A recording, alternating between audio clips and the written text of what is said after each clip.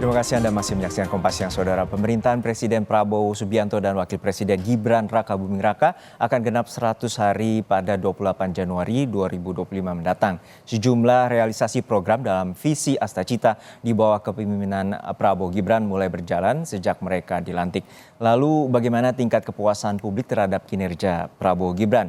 Harian Kompas merilis hasil survei yang dilakukan pada tanggal 4 hingga 10 Januari 2025 lalu. Survei dilakukan melalui wawancara secara tatap muka dan diselenggarakan pada tanggal 4 hingga 10 Januari. Tingkat kepercayaan survei ini adalah 95% dengan margin of error sekitar 3,10%.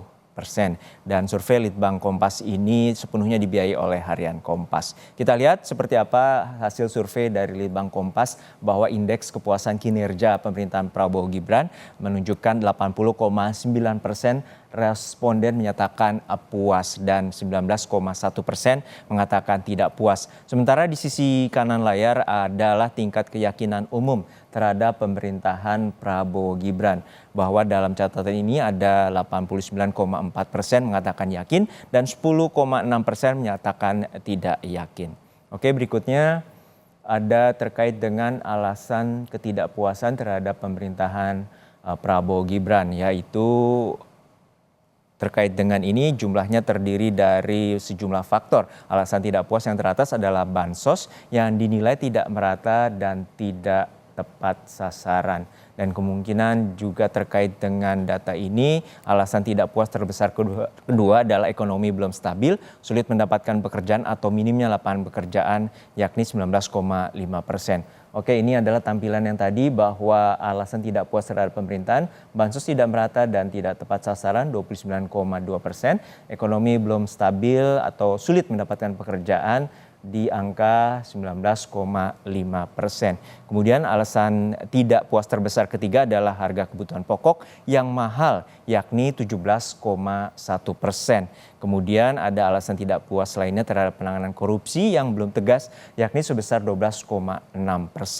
Diikuti pula dengan alasan tidak puas terhadap konsistensi dengan janji kampanye sebesar 4,2%. Selanjutnya diikuti alasan yang tidak puas lainnya seperti harga BBM naik atau harga BBM non subsidi sebesar 2,6%.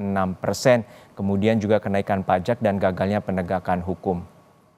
Berikutnya adalah grafik tren tingkat kepuasan Litbang Kompas yang dilakukan dengan membandingkan data pada dua periode pemerintahan Joko Widodo Yusuf Kala dan Jokowi Ma'ruf Amin. Tren tingkat kepuasan yang ditandai dengan garis biru mengalami naik turun dan kemudian dengan berjalannya dengan waktu, begitu juga dengan tren tingkat kepuasan ataupun ketidakpuasan yang ditandai dengan garis merah. Memasuki masa transisi ke pemerintahan Prabowo Gibran, tren tingkat kepuasan masih menanjak naik hingga 100 hari masa pemerintahan mencapai angka 80,9%. Sementara tren ketidakpuasannya menurun menyentuh angka 19,1%.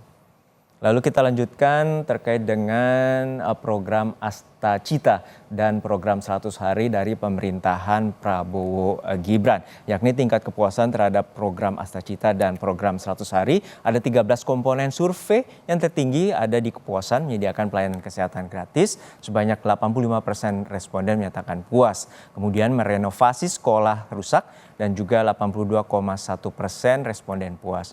Ketiga tertinggi untuk membangun rumah sakit lengkap berkualitas dengan 81% responden menyatakan puas.